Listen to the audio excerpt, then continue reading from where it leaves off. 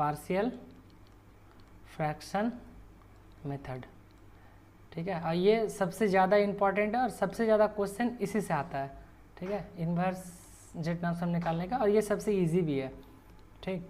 तो देखो जब भी पार्शियल फ्रैक्शन ये इन्वर्स जेड ट्रांसफॉर्म निकालना है तो उससे पहले हमको उसको पार्शियल फ्रैक्शन में कैलकुलेट, मतलब उसको पार्शियल फ्रैक्शन करके उसको कैलकुलेट करना पड़ेगा, तभी हम उसका इन्वर्स ले सकते हैं। कोई भी एक जैसे स्टेप वाइज हम यहाँ पे चलो लिखते हैं कि सबसे पहला तुमको एक ये दिया रहेगा, जेड डोमेन सिग्नल दिया रहेगा एक्स ऑफ जेड, ठीक है। एक्स ऑफ जेड जो दिया रहेगा उसमें कुछ न्यूमरेटर पॉलिनोमियल होगा, ठीक है, उसको हम लोग एन जेड नाम से यहाँ शो कर रहे हैं, और कुछ डिनोमिनेटर में होगा, ठीक है। किसी का माइक ऑन है, ऑफ कर लो। तो इसमें जैसे तुमको ये दिखेगा X Z N Z by D Z, इसमें सबसे पहले क्या करना कि चेक कर लेना कि कोई कॉमन फैक्टर कैंसिलेशन हो रहा है कि नहीं, ठीक है, कॉमन फैक्टर कैंसिलेशन, ठीक है। मान लो ऊपर भी एक टर्म आ रहा है जेड प्लस वन, नीचे भी एक टर्म आ रहा है जेड प्लस वन, तो जहाँ कॉमन देखो ऊपर नीचे उसको पहले कैंसिल कर लेना, ठीक है। दूसरा स्टेप में क्या करना, एक्स जेड जो मिलेगा तुमको उसका तुम पोल्स को रिप्रेजेंट कर लेना, पोल्स का जो पॉइंट्स होगा ना, उस पोल्स निकालने के लिए क्या करना पड़ता है, डिनोमिनेटर पॉलिनोमियल को इक्वल टू 0 पुट करके यहाँ से जो रूट्स आता है वही होता है हमारा पोल्स, ठीक है। तो वो क्या हो गया, पॉइंट्स को रिप्रेजेंट करता है, पॉइंट्स इन जेड डोमेन, ठीक है, जेड डोमेन। फिर इसी में जब मॉड ले लोगे तो मॉड ऑफ पोल्स लेने से क्या होता था, वो एक सर्कल में स्प्लिट हो जाता था, ये सब हम बता रहे हैं अच्छा से, है ना, वो एक सर्कल में स्प्लिट हो जाता है, सर्कल इन जेड प्लेन, ठीक है। अब क्या करना है कि देखो तुम जितना पोल्स निकालोगे उसको तुम जैसे जैसे अलग अलग पॉइंट्स को रिप्रेजेंट करोगे तो अलग अलग सर्कल बनेगा, तो जितना अलग अलग सर्कल बनेगा उतना अलग अलग रीजन हो सकता है ना। जैसे देखो मान लो एक सर्कल इस लेन का हुआ, एक यहाँ पे 1 पॉइंट है, यहाँ पे 2 है, तो देखो यहाँ पे कितने रीजन बन रहा है, एक अंदर वाला रीजन, एक ये वाला रीजन, एक बाहर वाला रीजन, ठीक है। तो जैसे तुम पोल्स निकालोगे तो तुमको ये अलग अलग रीजन में इसको ब्रेक करना पड़ेगा, ठीक है। तो वो हम लोग एग्जाम्पल लेके देखेंगे, ठीक है। तो वहाँ से जो अलग अलग रीजन निकलेगा उसको हम लोग बोलेंगे पॉसिबल आरओसी, ठीक है। तो यहाँ से तुमको स्टेप 2 में क्या करना है, पॉसिबल आरओसी कैलकुलेट करना है, ठीक है। और जैसे पॉसिबल आरओसी निकल जाएगा, स्टेप 3 में हम क्या कर देंगे, उसका जेड ट्रांसफॉर्म ले लेंगे। For each ROC there will on Z transform, ठीक है। जितना आरओसी निकलेगा उसके लिए अलग अलग जेड ट्रांसफॉर्म लिखेगा। याद है कि हम लोग जैसे देखते थे कि u ऑफ n का बोलो और u of minus n minus 1 का बोलो, दोनों का जेड ट्रांसफॉर्म सेम था, जेड बाई जेड माइनस 1, है ना। यहाँ पर भी जेड बाई जेड माइनस 1, लेकिन डिफरेंस क्या था, डिफरेंस यही था कि इसका आरओसी, एक का आरओसी क्या होता था, मॉड जेड क्या ग्रेटर देन 1, क्योंकि ये राइट साइडेड सिग्नल था। एक क्या होता था, मॉड जेड लेस देन 1, क्यों, क्योंकि ये तुम्हारा लेफ्ट साइडेड सिग्नल था, ये वाला। तो ये हम लोग आगे देखेंगे, ठीक है, एग्जांपल लेके। अब हम थोड़ा सा खाली क्लैरिटी दे दिए कि इस टाइप के लिए देखो 2 आरओ से निकला था।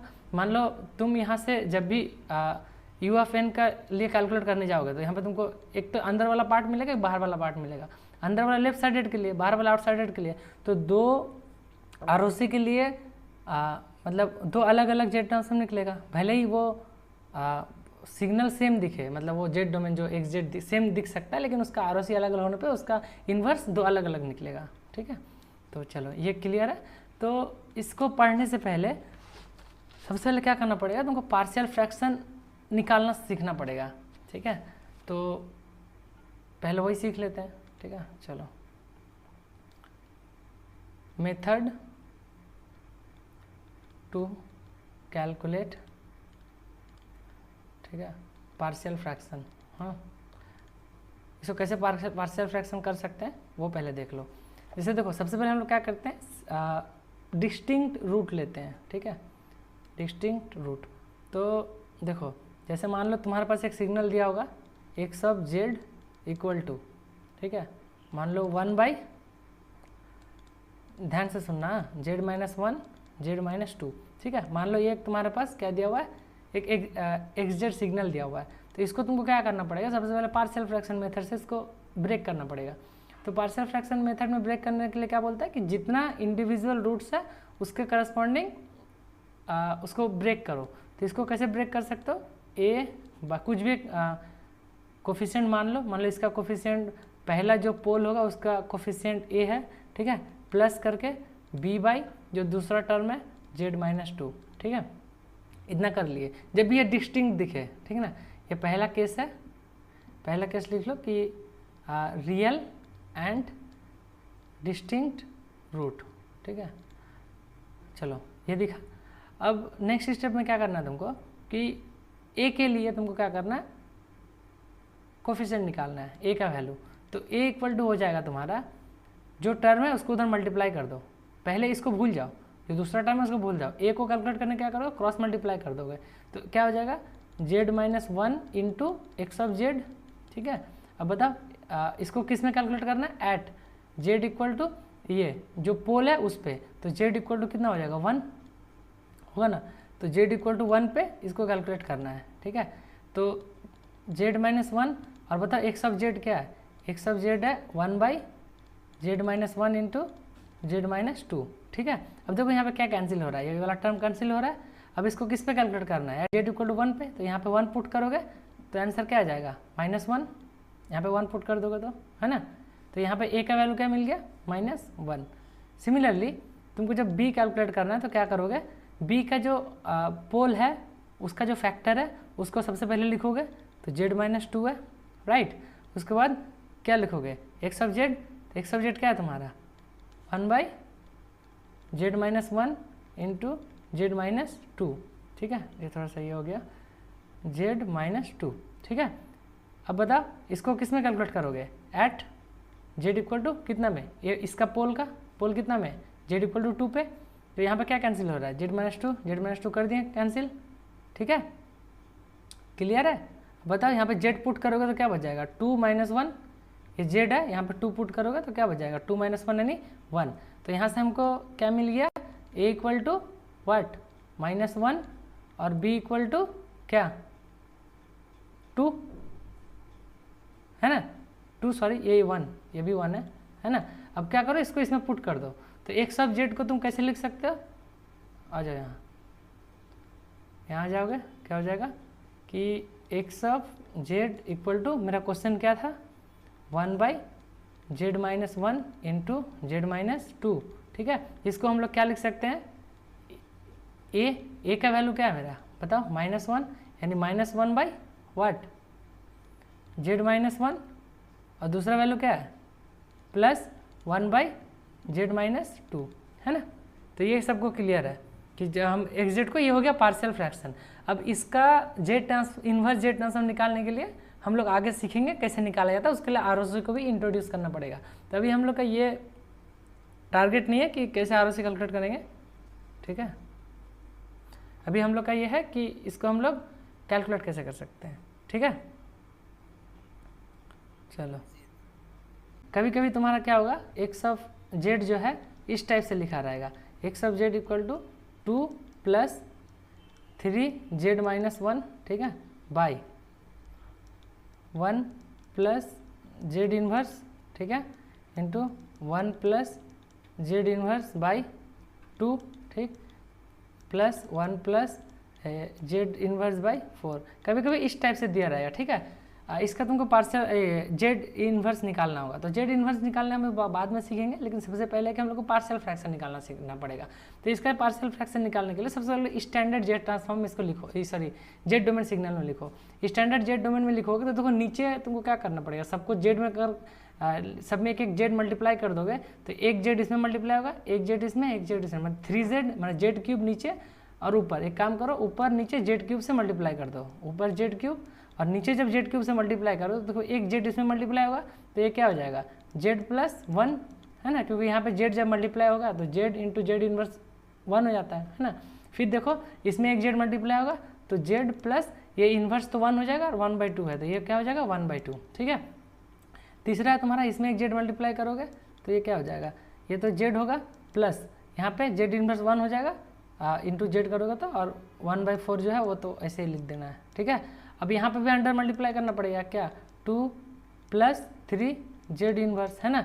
अब इसको अगर तुम फर्दर मल्टीप्लाई करोगे, हम अभी अलग अलग लिख नहीं रहे, इसी को यहाँ लिख दे रहे हैं, तो ऊपर क्या बच जाएगा 2z³ है ना, प्लस क्या, प्लस 3z² है ना, और नीचे ये जो तुम्हारा टर्म था वो तो रहेगा ही, राइट। अब इसको क्या करना है, पार्शियल फ्रैक्शन में लिखना है। तो पार्शियल फ्रैक्शन में लिखने के लिए नीचे जितना फैक्टर दिखेंगे, ठीक ना, तुमको सबसे पहले इंश्योर करना है कि ये कैसा है। तो ये देखो नॉन रिपीटेड पोल है, सब अलग अलग पोल है, तो इसके लिए क्या करो, अलग अलग फैक्टर के लिए एक एक कोफिशिएंट मान लो। तो a/z+1 सही है, ठीक ना, प्लस b/ दूसरा टर्म के लिए z+1/2 है ना, प्लस c/ तीसरा टर्म के लिए z+1/4। अब आगे प्रोसीजर सिंपल है, तुम लोग को तो पता चल गया क्या करना है। मान लो a कैलकुलेट करना है, ठीक है, तो चलो a कैलकुलेट करते हैं। तो a कैलकुलेट करने के लिए क्या करना है, a का फैक्टर बताओ, a का फैक्टर क्या है, z+1।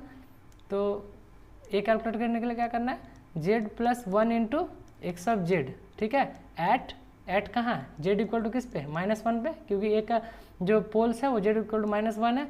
अब पुट करो z+1।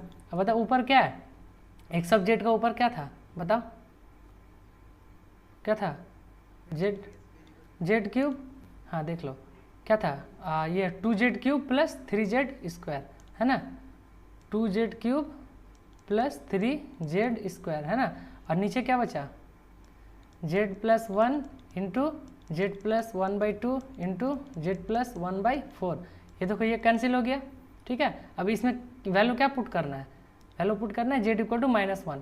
तो यहाँ -1 पुट करोगे, यहाँ -1 पुट करोगे, तो देखो ऊपर ऊपर क्या बन जाएगा, यहाँ -1 पुट करोगे तो ये तो माइनस ही देगा, यानी -2, और यहाँ पे -1 पुट करो तो पॉजिटिव होके ये +3 हो जाएगा। नीचे पुट करो, नीचे क्या आ रहा है बता, यहाँ क्या आ रहा है,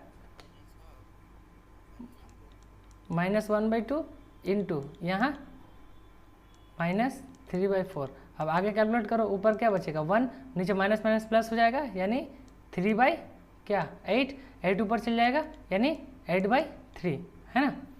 अब सिमिलरली इसी तरह से तुम लोग क्या कैलकुलेट करोगे, b का वैल्यू कैलकुलेट करो और बताओ, c का वैल्यू कैलकुलेट करो और बताओ, ठीक है। आई होप कर लोगे, सिंपली कुछ नहीं करना, हम बस फॉर्मूला लिख दे रहे हैं, तुम लोग कैलकुलेट कर लेना, ठीक है। यहाँ से b कैलकुलेट करना होगा तो क्या करोगे, b का जो फैक्टर है उसको लिखो, b का फैक्टर क्या है बताओ, ये z+1/2, ठीक है। तो यहाँ लिखो z+1/2 इंटू क्या लिखना है, x(z) एट लिमिट क्या हो जाएगा, z = -1/2। यहाँ से तुमको एक वैल्यू मिल जाएगा। c के लिए, c का फैक्टर क्या है बताओ, z+1/4 है ना, तो यहाँ लिखोगे z+1/4, ठीक है, इंटू x(z) एट क्या, z = -1/4।